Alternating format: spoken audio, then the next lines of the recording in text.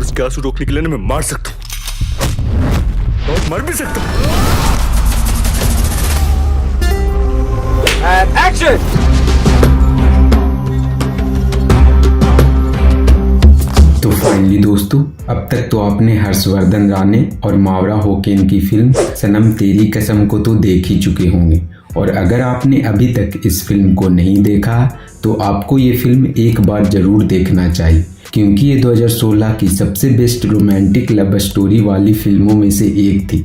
But उस समय इस फिल्म को उतना अच्छा रिस्पॉन्स नहीं मिला जितना ये फिल्म डिजर्व करती थी।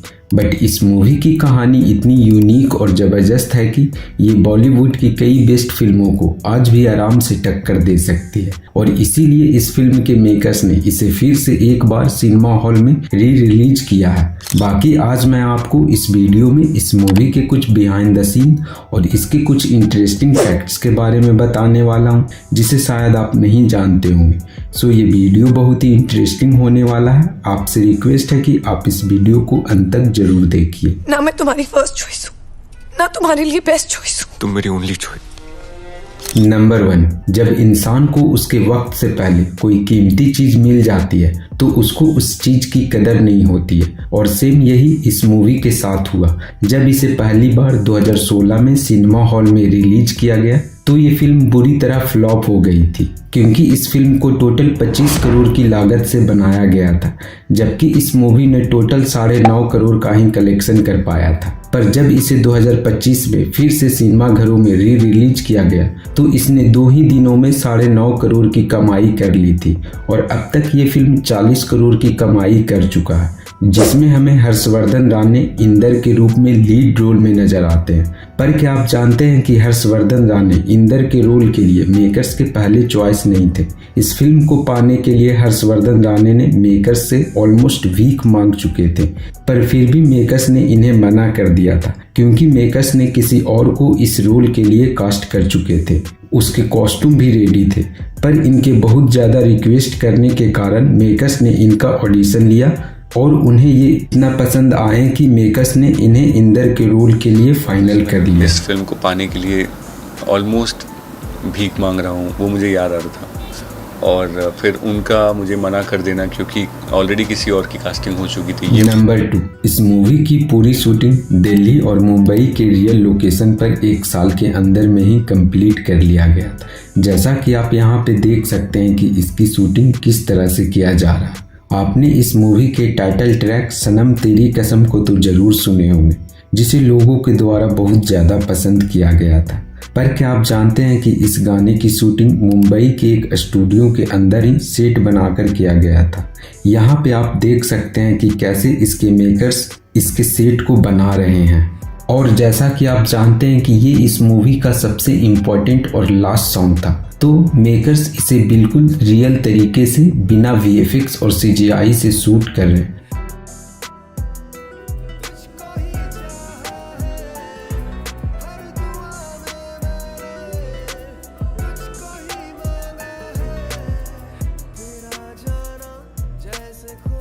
पर इस सॉन्ग में हमें एक सीन में बहुत सारे टीवी स्क्रीन और उन पे शाहरुख की बहन की शादी को होते हुए दिखाया जाता है, जिसे VFX की मदद से बनाया गया था, क्योंकि इसे कुछ इस तरह से ग्रीन स्क्रीन के साथ शूट किया गया था और फिर बाद में पोस्ट प्रोडक्शन में VFX की मदद से इसे कुछ इस तरह का बना दिया गया था। इसके बाद आपने इस मूवी के खींच मेरी फोटो गाने को तो जरूर सुने होंगे, क्योंकि ये गाना भी एक सुपर डुपर हिट सॉन्ग है जो कि अभी काफ़ी ज़्यादा वायरल हो रहा है, जिसे आप यहाँ पे शूट होते हुए देख सकते हैं। इस सॉन्ग को मुंबई के रियल रेलवे स्टेशन और मार्केट में शूट किया गया था। और इस सीन में सारो जिस फिश को किस कर रही होती है वो आर्टिफिशियल फिश नहीं बल्कि एक रियल फिश होता है। और इस सीन को शूट करते टाइम इन्हें काफी मुसीबतों का सामना करना पड़ा। तो हम एक ओरिजिनल डेड फिश लेके आए। मावरा ओरिजिनल डेड फिश को किस करती थी, जाके उल्टी करती थी, फिर किस करती थी, उल्टी। पूरा दिन वो उल्टी कर रही है, खींच मेरी फोटो करे। नंबर 3, इस फिल्म में हमें मावरा होकेन लीड रोल में नजर आती हैं, जो कि एक पाकिस्तानी एक्ट्रेस है और अब इनकी शादी भी हो चुकी है।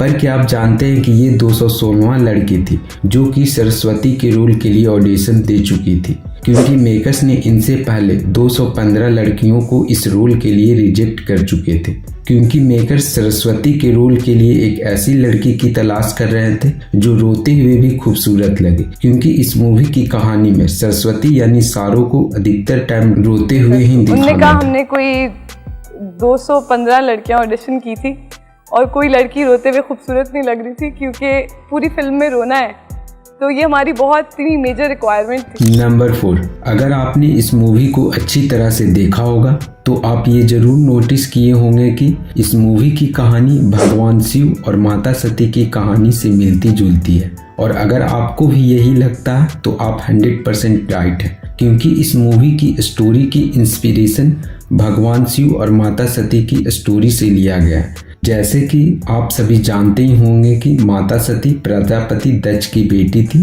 जो कि शिव जी से विवाह कर लेती है, पर प्रजापति दक्ष कभी भी शिव जी को उनके वेशभूषा और रहन सहन के कारण पसंद नहीं करते थे, और एक दिन प्रजापति दक्ष एक यज्ञ करवाते हैं और सारे देवताओं के सामने शिव जी की बुराई करने लगते हैं। माता सती उन्हें रोकने की कोशिश करती है पर वे नहीं रुकते हैं, और इसीलिए वे दुखी होकर अग्नि में अपनी देह को त्याग कर देती है। और सेम यही कहानी हमें इस फिल्म में भी देखने को मिलता है। इस मूवी के तीनों मेन कैरेक्टर, सरस्वती रिप्रेजेंट करती है माता सती को, जयराम प्रजापति दक्ष को, तो वहीं इंद्र रिप्रेजेंट करते हैं भगवान शिव को। जैसे भगवान शिव को प्रजापति दक्ष पसंद नहीं करते थे, वैसे ही सेम जयराम भी इंद्र को उसके रहन सहन के कारण पसंद नहीं करता है। नंबर 5, वैसे तो इस मूवी के हिट होने के कई कारण हैं, जैसे कि इस मूवी की स्टोरी, एक्टर्स की एक्टिंग और डायरेक्टर की direction. But bad as Ravi Kumar यानी कि हिमेश रेशमिया ने इस फिल्म को हिट कराने में काफ़ी इम्पोर्टेंट रोल प्ले किया, क्योंकि गाने हर उस जगह पहुंच सकती हैं जहां फिल्में नहीं पहुंच सकती, और इस फिल्म के सभी गाने हिमेश रेशमिया ने ही कंपोज किया है। और आपको ये जानकर हैरानी होगी कि इस मूवी का नाम सनम तेरी कसम हिमेश रेशमिया ने ही दिया है। नंबर 6, जैसा कि अब आप जान ही चुके होंगे कि हर्षवर्धन राणे इंद्र के रोल के लिए मेकर्स के पहले पसंद नहीं थे, पर क्या आप जानते हैं कि मेकर्स ने इस रोल के लिए सबसे पहले किसे कास्ट किया था? मेकर्स ने इंद्र के रोल के लिए सबसे पहले ईहान भट्ट को कास्ट किया था, जिसे बाद में हर्षवर्धन राणे से रिप्लेस कर दिया गया। सनम तेरी कसम के लिए हम दोनों ने दंगे किए हुए हैं। So, जब मैं डायरेक्टर्स के पास पहुंचा और मैंने उनसे बहुत प्लीड किया तो उन्होंने कहा हम ऑलरेडी कास्ट कर चुके हैं and that boy is sitting in the next office and then I begged them कि मेरा ऑडिशन देखो। मैं उनके पीछे पड़ गया तो उन्होंने देखा और फिर finally then when they selected me, मैंने कहा सर मुझे वॉशरूम जाना है, और मैं वॉशरूम गया तो Ehan was sitting there with the script. Number 7, इस मूवी के री रिलीज के हिट होने के बाद इसके मेकर्स ने इसके अगले पार्ट सनम तेरी कसम 2 की अनाउंसमेंट कर चुके हैं, और इसके अगले पार्ट पर काम भी चालू हो चुका है, और हमें सनम तेरी कसम 2 बहुत जल्द ही अगले साल देखने को मिल सकती है। बट इसके मेकर्स सनम तेरी कसम 2 में हर्षवर्धन राणे की जगह पे सलमान खान को कास्ट करना चाहते हैं। बाकी आपको क्या लगता है, क्या कोई और एक्टर अब इंद्र के रोल के लिए फिट हो पाएगा? आप मुझे कमेंट में जरूर बताएं। 2 में सलमान खान को कास्ट करना चाहिए प्लीज। अरे यार आपके मुंह में घी शक्कर। बट वो अपने डेस्टिनी के मालिक हैं, आप प्लीज बता दीजिए उन्हें। ये क्लिप टैग करके सर को भेजा जाए, प्लीज सलमान भेजा सर को, जाए। कि सलमान सर प्लीज ओके बोलिए, ओके बोल दे बस कि ये सनम तेरी कसम 2 है सलमान सर। नंबर 8, इस फिल्म को देखने के बाद आप सभी को ये तो समझ में आ ही गया होगा कि प्यार में अगर लड़की वफादार मिलती है तो साली किस्मत धोखा दे देती है, पर मुझे ये समझ में आया है कि किसी का श्राद्ध करना हो तो कांटेक्ट राजू पंडित, साला 100% सक्सेस रेट। क्रियाकर्म करने वाले पंडित को बुला लो, अंतिम संस्कार करना है। तो चलिए, this is end of this video. अगर आपको ये वीडियो पसंद आया हो तो do like this video, share, comment and don't forget to subscribe this channel. Thank you, take care, बाबा, मिलते हैं अगले वीडियो में।